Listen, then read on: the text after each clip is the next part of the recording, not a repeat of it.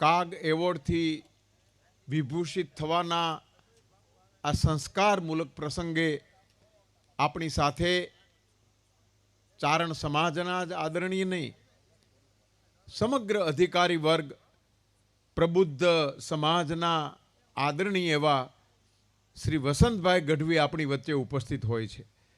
હું આદરણીય વસંતભાઈ ગઢવીને નમ્ર નિવેદન કરું કે તેઓ આ પ્રસંગે એમનો રાજીપો અને આ પ્રસંગની ઉપયુક્તતા, આ પ્રસંગની મહત્તા વિશે ટૂંકમાં પોતાનો મનોભાવ રજૂ કરે.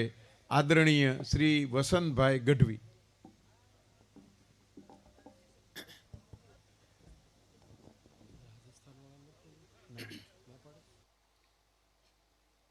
પૂજ્ય બાપુ, આ કાગની ભૂમિ પર જ્યાં ભગત બાપુની ચેતના આજે પણ મોરે છે, આ કુટુંબના જે ગુરુસ્થાન છે એ અમારા મુરબ્બી વસંત બાપુની ચેતના જ્યાં મોરે છે, આટલા બધા સોનામ ધન્ય કલાકારો, જે એક એક વ્યક્તિ એવી છે અહીં બેઠેલા કલાકારોમાંથી, કોઈ પણ કમર્શિયલ પ્રોગ્રામમાં એક આખી રાત બાપુ પ્રેક્ષક ઊભો ન થાય એવી શક્તિ ધરાવનાર કલાકારોનું વૃંદ અહીં બેઠું છે. અને આટલા મોટી સંખ્યામાં ઉપસ્થિત કાગના ભક્તો, કાગના ઉપાસકો, કાગ પરિવારના સ્નેહીઓ અને મિત્રો, દર વર્ષે વ્યવસ્થાના ભાગ તરીકે એવોર્ડ તો થોડા લોકોને મળે, પણ એ બધા જ સદભાગી લોકો ને એવોર્ડ મળ્યા જેટલો આનંદ છે કે જે લોકો માયાભાઈ અહીંયા આવી શકે છે. આ ભૂમિમાં આવવું એ જ એવોર્ડ છે. અને ઈશ્વર કૃપા હોય તો જ આ લાભ મળે છે. અનેક પ્રસંગો, અનેક વાતો આ ભૂમિમાં આવીએ ત્યારે તાજી થાય, પણ આ વખતે મારા એકના નહીં પણ ઘણા લોકોના મનમાં 2015 અને 2025, 2015માં અહીંયા ઋષિ કાગના સ્મૃતિમાં પૂજ્ય બાપુએ માનસ ગાન કર્યા, એને 1 દશકો થયો. પણ બાપુ હજી ગઈકાલે બન્યું હોય, હજી ગઈકાલની જ ઘટના હોય એવી વાત વારંવાર ઘણા બધા લોકોના મનમાં ઉઠે છે. કેટલા બધા લોકો આવ્યા, કેટલા લોકો બધા એક સાથે સમગ્ર રામકથા દરમિયાન રહ્યા.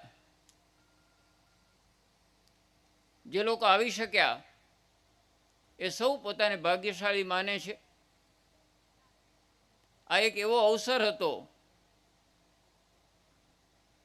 કે જેની પ્રસન્નતા જે લોકોએ આ અવસર જોયો છે એ લોકો વર્ષો સુધી ભૂલી નહીં શકે, આજીવન ભૂલી નહીં શકે. જે નર ચતુર સુજાણ એ અવસર ચૂકે નહીં, કારણ કે અવસરના એંધાણ એ તો રહે ઘણા દિરાજીયા. એ દરેક વ્યક્તિ અહીંયા આવ્યા. આમ તો દરેક રામકથા, દરેક માનસ ગાન એ પોતપોતાની રીતે વિશિષ્ટ હોય છે. એ દરેકનું પોતાનું એક આગવું મહત્વ હોય છે. પણ બાપુ, અમારે તો ભગત બાપુની સ્મૃતિમાં કાગ કથા એ તો once in A life time જેવી ઘટના બની ગઈ. જીવનમાં એક જ વખત બને અને સ્મૃતિમાં રહે એવી એ ઘટના હતી. ગયા વર્ષે પૂજ્ય આઈબાની જન્મ શતાબ્દીનું વર્ષ મઢડા પણ બહોળો સમુદાય ભેગો થયો, પણ દરરોજ કોઈને કોઈ પ્રસંગે કોઈને કોઈ વાતમાં આ કાગ કથાનું સ્મરણ લોકોના મનમાં સતત રહ્યું. અમારે લખુ બાપુ યાદ આવે છે, જુનાગઢવાળા. એમણે કીધું કે કોઈ કવિના માનમાં, કોઈ કવિની સ્મૃતિમાં આવો મોટો મહોત્સવ થયો હોય એવું આપણે જાણ્યું નથી. આ રામકથા ક્યાં કરવી એના વિશે ઘણા લોકોના જુદા જુદા મંતવ્યો હતા. એ સ્વાભાવિક પણ છે, પણ જ્યારથી એ વિચાર થયો ત્યારથી મને લાગે છે કે અમને એવા અણસાર મળ્યા, ઘણાને એવા અણસાર મળ્યા કે પૂજ્ય કંકુ કેસરમાં અને પૂજ્ય બાપુના મનમાં નિશ્ચિતપણે મજાદરનું સ્થાન હતું. આ ભૂમિ ઉપર બેસીને કાગની વાત કરવી, આ ભૂમિ ઉપર બેસીને કાગની સૌરભ પ્રસરાવવી, એ વાત એમના મનમાં હતી ને સરવાળે સૌને લાગ્યું કે આ નિર્ણય ઉચિત હતો. જે જગ્યાએ એની સૌરભ પ્રસરે છે, અમારી ઇંગોળદાનભાઈએ કહ્યું ને કે મગમગ તો મૂકી ગયો જે 52 ફૂલડાનો બાગ, એ અંતરને આપશે કાયમ સૌરભ કાગ. બીજી કઈ જગ્યા હોય? દાઢીવાળા દેખિયા, અમારે આંગણકા. નરે એક રવિન્દ્રનાથ, સર પટણી સમરથ દૂજો, અને દેવ ત્રીજો તું દુલિયા. આ 3 લોકો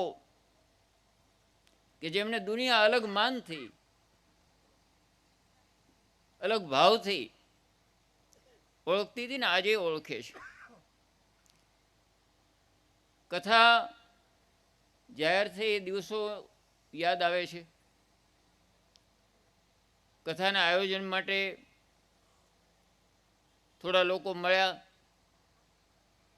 અહીંયા મળીએ ત્યારે થોડામાંય પણ ઘણા હોય છે.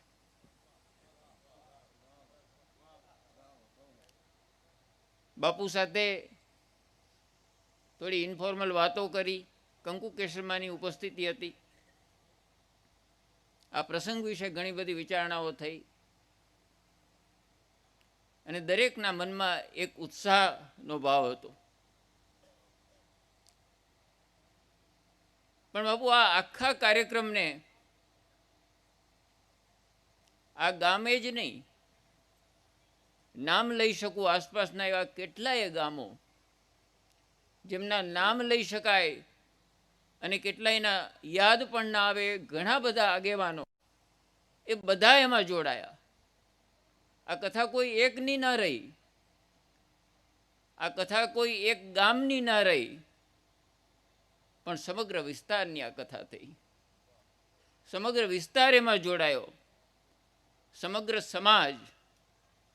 સમાજના દરેક વર્ગો આ કથામાં જોડાયા.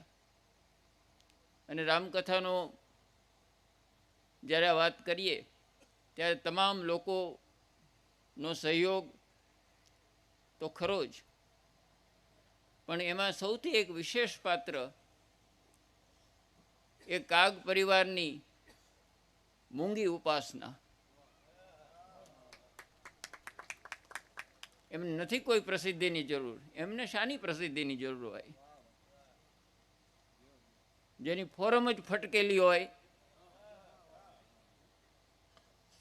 એવા લોકો. અને આ પ્રસંગમાં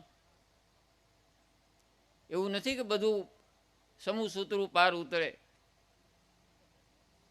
ભાઈ, મોટો સમાજ, આપણો સમાજ પણ ગોળીને પી ગયા બાપુ. આ કુટુંબ ગોળીને પી ગયા. એ જ ખમે ને.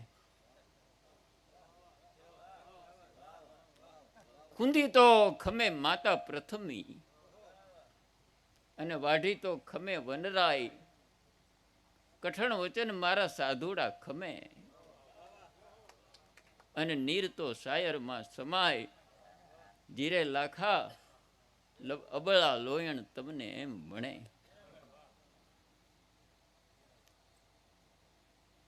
બાપુ પહેલે દિવસે કથામાં આપે એક વાયક આપ્યું, એક હાકલ કરી, આસપાસના વિસ્તારના તમામ સમાજના વર્ગોને હાકલ કરી, સાર્વત્રિક, કે કાગ કથામાં આવો, જરૂર આવો. એ તો આપ કહો જ, દરેક કથામાં કહો.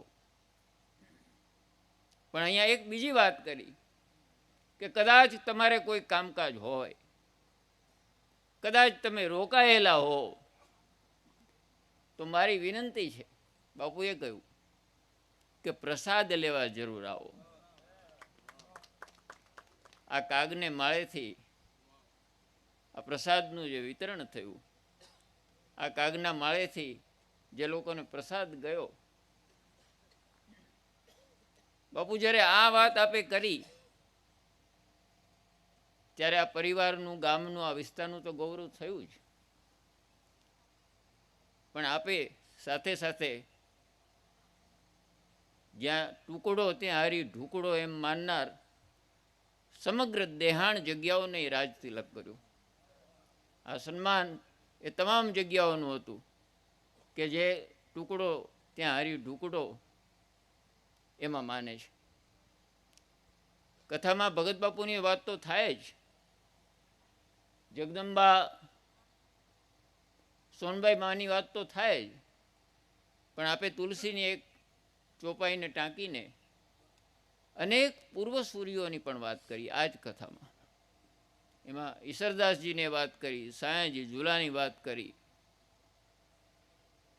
આપે મેરુવા બાપુની વાત કરી, આપે સર પટણીની વાત કરી, આપે ત્રાપજકર દાદાની વાત કરી, શંકરદાનજી દેથાની વાત કરી. એવા અનેક ધન્ય નામ લોકો એને પણ આ કાગ કથાના માધ્યમથી આપણે પ્રમાણ્યા અને ફરી એક વખત એ લોકોને યાદ કર્યા. અમારે અહીંયા જે બેઠા છે બધા જ ધન્ય નામ લોકોએ દરેક દિવસે, આપની ઈચ્છા પણ હતી એમ મહાસંમેલન જેવું થયું અહીંયા, એટલા બધા લોકો આવ્યા, પ્રેમપૂર્વક રહ્યા. અને આ બધા અમારા હોનહાર કલાકારોએ એમનો પ્રાણ અહીંયા નીચોવી દીધો.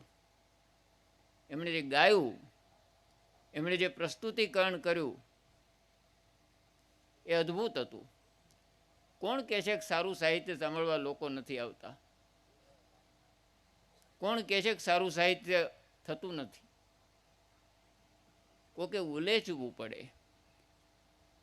એટલા વેણ ડૂકી નથી ગયા, અને ડૂકી ગયા હોય તો કવિ દાદે આપણને ખાતરી આપી છે કે ડૂકી ગયા હોય ભલે નદીઓના વેણ દાદ, ડૂકી ગયા હોય ભલે નદીઓના વેણ દાદ, પણ અંતરના નીર ઉભરાય જ્યાં વીરડા ગાળે છે ટેરવા. અને એ વાત તે દિવસે બરાબર જોવા મળી. આ કાગ કથા, આ કાગધામની વાતો ઉજળે મોઢે ઓરડા સૌને, અને ડેલીએ બેઠક થાય. આભથી ઊંચા બાપ દાદાના અમારા ગીત કવિઓ ગાય, માતાજી હું એટલું માગું, પાયે તોય વિપળે લાગુ. એ પ્રાર્થના તે દિવસે પણ એટલી જ પ્રાસંગિક હતી, આજે પણ એટલી જ પ્રાસંગિક છે. મારી આજ છેટો આજે કંઈક પરિસ્થિતિનો તકાજો એવું લાગ્યા કરે છે કે આમાંથી બહાર નીકળવું પડશે. આપણે જ્યાં આપણા મૂળ છે એના સુધી ફરી જવું પડશે. એ મૂળ તરફ ફરી જવાની શક્તિ એ આ કાગધામમાંથી મળે છે, આપના આશીર્વાદથી મળે છે. અને એમાં સૌની ઉન્નતિ થાય એવી જગદંબાને પ્રાર્થના છે. આપણે જેનું સ્મરણ કરવા એકઠા થયા છીએ એ તો ગિરિરાજ સમો એક કવિ હતો, અને વ્યોમમાં વિહાર કરનારો હતો. એના મૂળ જમીન સાથે જોડાયેલા હતા. અને એટલે જ લોકના મોટા સમૂહે જ્યારે ભગત બાપુની વાત કરી ત્યારે એને વધાવી લીધા, કારણ કે એ લોક સાથેનું એનું જોડાણ હતું. એકલા ગયા નહોતા, પણ લોકની સાથે બધે ગયા હતા. એકલ આભ ગયા એ તો પહેલા જ ઉખડ્યા પવન, પણ જે થડમાં થડ થયા એ તો કાયમ રહ્યા કાગડા.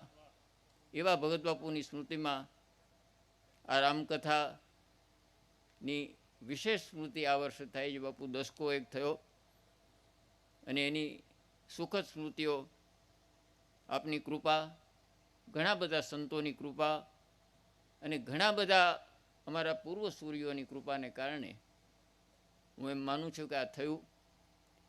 જગદંબા આઈસી સોનબાઈમાંના આશીર્વાદ સૌની ઉપર સતત રહે. આજે આપની પાસે આશીર્વાદ લેવા માટે ભાઈ જયદેવ, અદ્ભુત ઘટના છે ને, પાંચમી પેઢીને બાપુના આજે આશીર્વાદ મળ્યા. એટલે આ પેઢી એનો પ્રતાપ છે. એનો પ્રતાપનું મહત્ત્વ મનમાં રાખીએ, આ જગ્યાનું મહત્ત્વ મનમાં રાખીએ અને કાગની જે ઉજળી રીતો છે એને બની શકે એટલી આપણા જીવનમાં ઉતારીએ અને એવી શક્તિ માતાજી આપે ને આપની કૃપા રહે. બાપુ જય સિયારામ.